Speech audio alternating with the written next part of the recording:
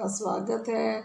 आज हम class second subject English lesson first rescue of टिनी friend अपने ऑलरेडी इसको पहले और रीड कर चुके हैं। अब अपने पेज नंबर 7 की जो एक्सरसाइज है आज हम उससे स्टार्ट करेंगे।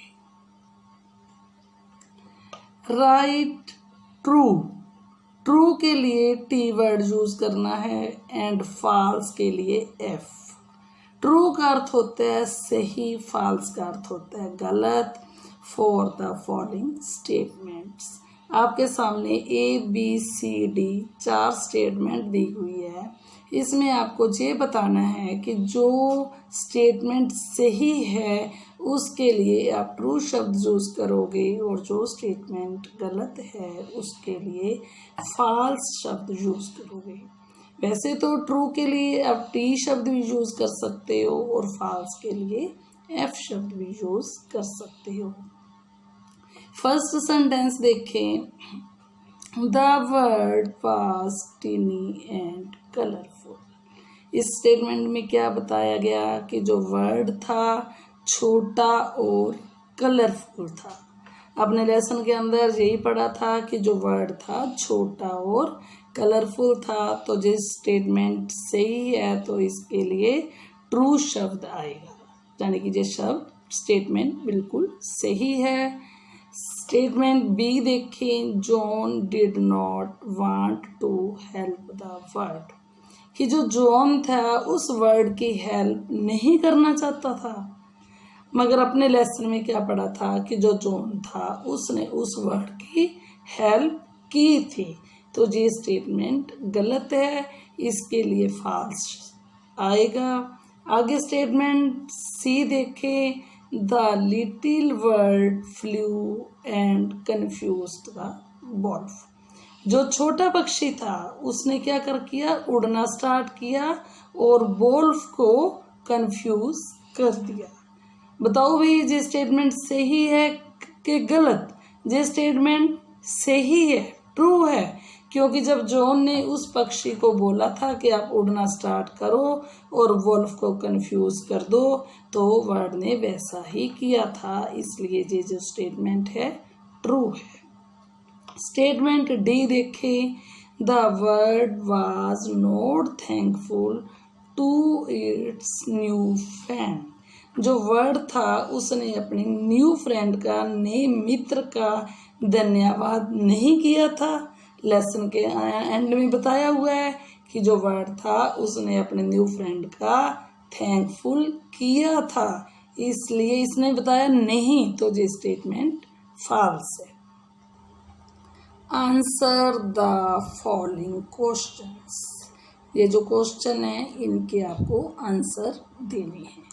फर्स्ट क्वेश्चन है what was John listening to while lying on his bed. जो जॉन था अपने बेड पे क्या सुन रहा था? क्या सुन रहा था भाई? John was listening to the chirping of birds. John किसको सुन रहा था? पक्षियों के चहचहाने की आवाजें सुन रहा था। Second question what did John do with the rope. Rope क्या था? रस्सी। जॉन ने रोप से क्या किया था? इसका आंसर है John did use of it. John ने उस रस्सी से क्या किया था? फंदा बनाया था। And then climbed on the branch, और उस पेड़ की ब्रांच पे चढ़ गया था। अब अपने क्वेश्चन थर्ड देखेंगे। What lesson did little bird learn about courage. Courage का अर्थ क्या बताया था मैंने? साहस। छोटे पक्षी ने साहस से क्या लेसन सीखा, क्या सबक सीखा उसने? The little bird learn that no battle is won without courage. जो लिटिल बर्ड था उसने ये सबक सीखा कि बैटल क्या बताया था? लड़ाई। कि कोई भी जो लड़ाई है वो साहस के बिना जीती नहीं जा सकती। आगे क्वेश्चन डी देखें। Who was hanging in the air. हवा में कौन लटक रहा था। हैंग मीन्स लटकना। हवा में बताओ भाई कौन लटक रहा था। द सावेज, आंसर बता रही हूं। The savage wolf was hanging in the air. Savage wolf जंगली भेड़िया जो था वो हवा में लटक रहा था। अब आगे क्वेश्चन ई देखें। Why did the little bird thank John. जो लिटिल बर्ड था उसने जॉन का थैंक्स क्यों किया। क्यों किया था भाई। आप सभी को पता है उसकी जान बचाई थी तो इसलिए उसका थैंक किया था। तो इसका आंसर है the little bird thank John for saving his life. उसकी जान बचाने के लिए उसका धन्यवाद किया था। Spell it right. Complete these words of the story with appropriate words. ये जो आपके सामने 5 वर्ड दिए हुए हैं इनमें से जो कुछ अक्षर है वो मिस है। उसके लिए आपको एप्रोप्रिशिएट वर्ड बनाना है कि इन वर्ड से बिल्कुल सही स्पेलिंग कौन सी बनेगी उसको पूरा करना है। अब देखो जो FNE दिया है तो इससे अपनी स्पेलिंग बनेगी FENCE फेंस। फेंस का अर्थ क्या बताया था बार्ड। अब B पार्ट देखे N और S दिया है तो इससे अपनी स्पेलिंग क्या बनेगी NOOSE नूज। नूज मीन्स फंदा। अब C देखे B दिया है TTE दिया है तो इससे क्या स्पेलिंग बनेगी battle. BATTLE battle. Battle means लड़ाई। अब अपने ये देखो अपने पास स्पेलिंग क्या है SGT। इससे क्या स्पेलिंग बनेगी site. SIGHT site. Site means क्या होता है देखना। आगे क्या है अपने पास SVG। इससे अपनी सही स्पेलिंग बनेगी सावेज। SAVAGE Chavez. सावेज का अर्थ होता है जंगली।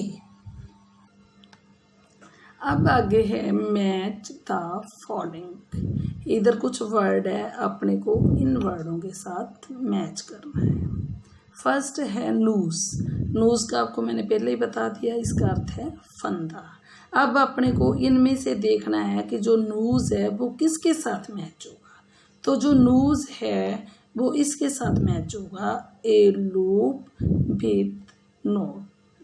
लूप का अर्थ भी होता है फंदा और नोट का अर्थ होता है गांठ लगाना। तो जो नूज है आप उसको ऐसे इससे मैच करोगे।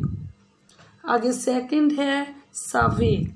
सवेज का अर्थ क्या था जंगली। तो जंगली को किससे मैच करोगे वाइल्ड से। वाइल्ड का अर्थ क्या होता है जंगली। सवेज को किससे मैच करोगे वाइल्ड। दोनों का सेम अर्थ है जंगली। आगे अपने पास क्या वर्ड है कोरेस। कोरेस का अर्थ क्या होता है साहस। तो इसको किसके साथ मैच होगा टू बी ब्रेव। बहादुर बनो। इसका सेम अर्थ ये है। तो करेज को किससे मैच करोगे टू बी ब्रेव से। आगे है फेंस। फेंस का अर्थ क्या होता है बाट। तो ये किससे मैच होगा ये इससे मैच होगा something that divides the land. कहने का अर्थ है फेंस का अर्थ होता है बाट और इसका अर्थ है जो लैंड को बांटती है। यानी कि जो लैंड होती है जब उसके इर्द गिर्द किसी चीज़ की बाड़ कर देते हैं फेंस लगा देते हैं तो उसको बोलते हैं फेंस। आगे है मीडो। मीडो का अर्थ क्या था? घास का मैदान। तो ये किससे मैच होगा? ए ग्रास लैंड से। आगे है चिरपिंग। चिरपिंग का अर्थ क्या बताया था? पक्षियों के चहचहाने की आवाजें। तो ये किससे मैच होगा? Sounds of words. सभी स्टूडेंट्स ध्यान दें, जितना ये वर्क आज मैंने आपको करवाया है, ये सारा वर्क आप अपनी फेयर कॉपी में सुंदर और साफ हैंड राइटिंग में करेंगे और इस पूरे लेसन को लर्न करोगे। Thank you students.